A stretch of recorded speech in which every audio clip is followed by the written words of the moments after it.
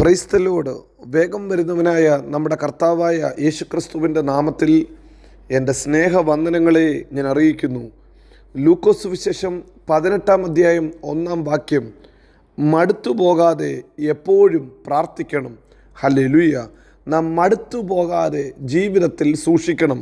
പലപ്പോഴും നമ്മെ മടുപ്പിക്കുന്ന, നമ്മെ തളർത്തുന്ന ദുരാത്മാവ് ഒരുപക്ഷെ ഹല്ലേലൂയ ദൈവജനത്തെ പിന്നോട്ട് വലിച്ചെന്നിരിക്കാം.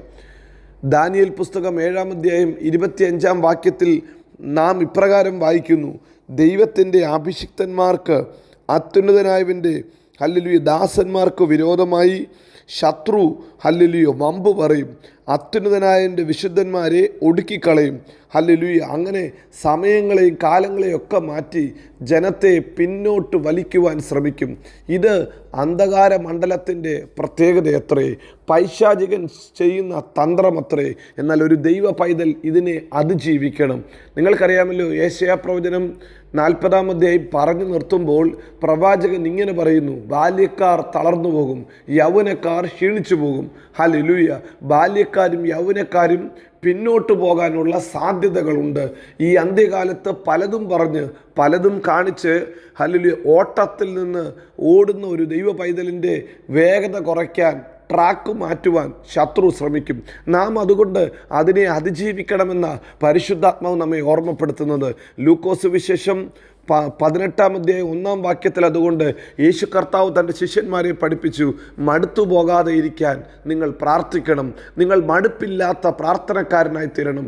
പലപ്പോഴും പ്രാർത്ഥനയിൽ മടുപ്പ് കൊണ്ടുവരും. ഒരു വിഷയത്തിന് മറുപടി കുറച്ച് താമസിച്ചാലും ഹല്ലേലൂയ നിങ്ങൾ അധൈര്യപ്പെടാതെ മുമ്പോട്ട് പോകണം. നിങ്ങൾക്കറിയാമല്ലോ, ദാനിയേൽ പ്രാർത്ഥിച്ചിട്ട് ആ പ്രാർത്ഥനയുടെ സമയത്ത് തന്നെ ദൈവം മറുപടി കൊടുത്തു. എന്നാൽ പ്രാർത്ഥന 21 ദിവസം തടഞ്ഞു വെച്ചു എന്ന് നാം തിരുവചനത്തിൽ വായിക്കുന്നു.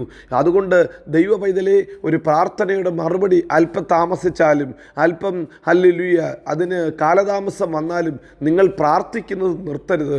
പ്രാർത്ഥിക്കുന്നത് നിർത്താതെ മുമ്പോട്ട് പോയോ നിങ്ങൾക്ക് അതിനകത്ത് ജയം തരും. കാരണം സങ്കീർത്തനക്കാരൻ പറയുന്നു, നമ്മുടെ ദൈവം പ്രാർത്ഥന കേൾക്കുന്ന ദൈവമാണ്. അവൻ പ്രാർത്ഥനയ്ക്ക് താമസം വെക്കുന്ന ദൈവമല്ല, അവൻ പ്രാർത്ഥന കേൾക്കുന്ന ദൈവമാണ്. വീണ്ടും വേദപുസ്തകം പറയുന്നു, ഹല്ലേലൂയ, ചോദിപ്പീൻ നിങ്ങൾക്ക് ലഭിക്കും, അന്വേഷിപ്പീൻ നിങ്ങൾ കണ്ടെത്തും, മുട്ടുവീൻ നിങ്ങൾക്ക് തുറന്നു കിട്ടും. അങ്ങനെയെങ്കിൽ നിങ്ങളുടെ ജീവിതത്തിൽ നിങ്ങൾക്ക് നന്മയ്ക്ക് വേണ്ടതെന്തെന്ന്, നിങ്ങളുടെ ആവശ്യം എന്തെന്ന് കർത്താവിന് നന്നായിട്ടറിയാം.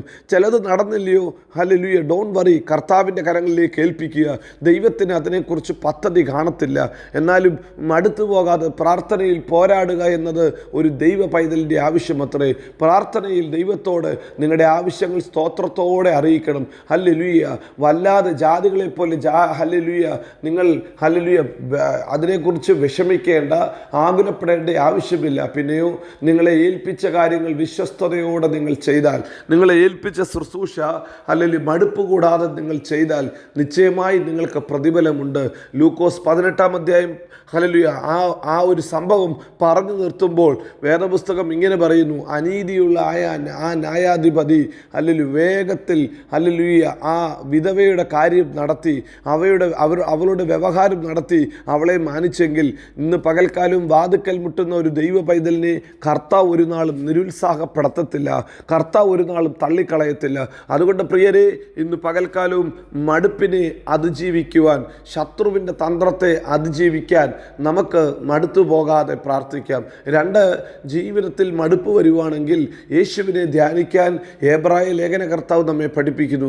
എബ്രായ ലേഖനം 12-ാം അധ്യായം 3-ാം വാക്യത്തിൽ ഇങ്ങനെ പറയുന്നു: നിങ്ങൾ മടുത്തു പോകാതിരിക്കാൻ നിങ്ങളെപ്പോലെ ജീവിതത്തിൽ സകല കഷ്ടവും അനുഭവിച്ച യേശുവിനെ നിങ്ങൾ ധ്യാനിക്കണം. യേശുവിനെ ധ്യാനിച്ചാൽ നിങ്ങളുടെ മടുപ്പ് മാറിപ്പോകും. ജീവിതത്തിൽ ചില സാഹചര്യങ്ങളിൽ ശത്രു മടുപ്പ് കൊണ്ടുവരുമ്പോൾ യേശുവിനെ ഒന്ന് നോക്കിയാട്ട്, അവൻ ക്രൂശിൽ കിടന്നുകൊണ്ട് ഹല്ലേലൂയ എല്ലാ വിരോധങ്ങളെയും എല്ലാ എതിരികളെയും സഹിച്ചു.